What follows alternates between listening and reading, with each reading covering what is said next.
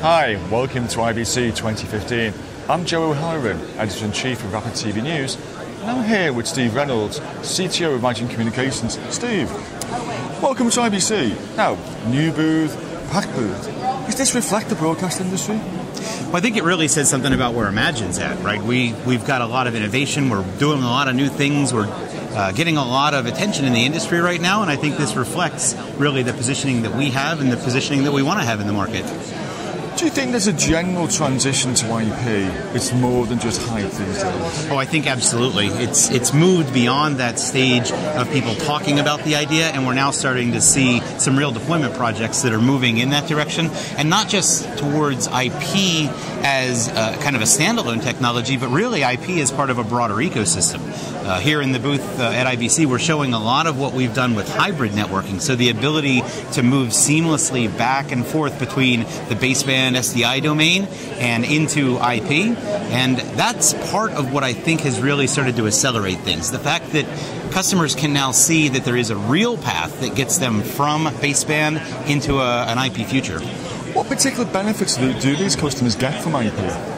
Oh, there's a lot. So, one of them certainly is the availability of using off-the-shelf hardware. So they can buy computing systems and they can buy networking systems from traditional IT vendors, guys like Cisco and HP and Brocade and Arista. All of those become realities for these customers. But even more important than that probably is the agility that it brings them. The ability to more rapidly deploy new services, more rapidly stand up new channels, and really move their businesses faster than they've ever been able to move before.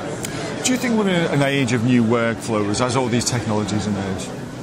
I think what we're starting to see is the ability to optimize workflows. I think in general the workflows remain the same as they've been, right? There's production workflows and origination workflows and advertising workflows. Those things haven't changed fundamentally. What has changed, though, is the ability to customize those workflows for the new platforms that people need to deliver to.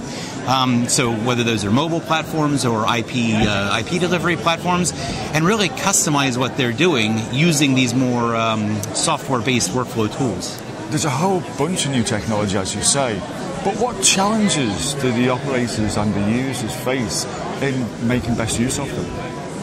Well, certainly there are some new design principles that people have to put into place.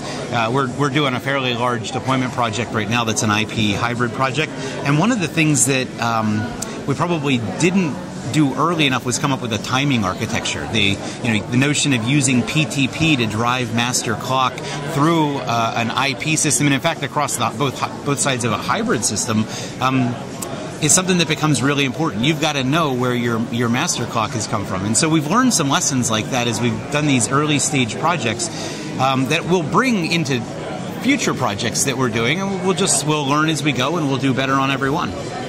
And just finally, as you say, looking at the future, where do you think that the industry is going to stand in 12 months' time? How much more mature would these things be? A lot more mature, right? I mean, we're still in kind of the early adopter phase. We've got a couple of projects going on.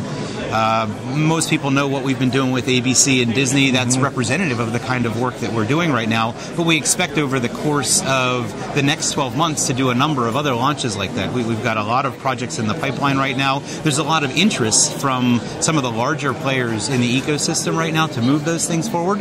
And I think when we all get back together next year at IBC, we'll have, many more demonstrable use cases of things that have been deployed. Some of them in 4K? Yeah, certainly some of them in 4K, and we're pretty excited about some of the stuff that we're showing here with both Sony IP Live and Tico, because that's one of the things that has to happen, right? We've got to be able to get those signals into the rest of the infrastructure, but be able to do it over a 10 gigabit link, and I think we finally have solved that problem in a way that is really, really useful. Well, something to look forward to, Steve. Yeah, thank you very much. Thanks a bunch, Joe. Thank you. Thank you.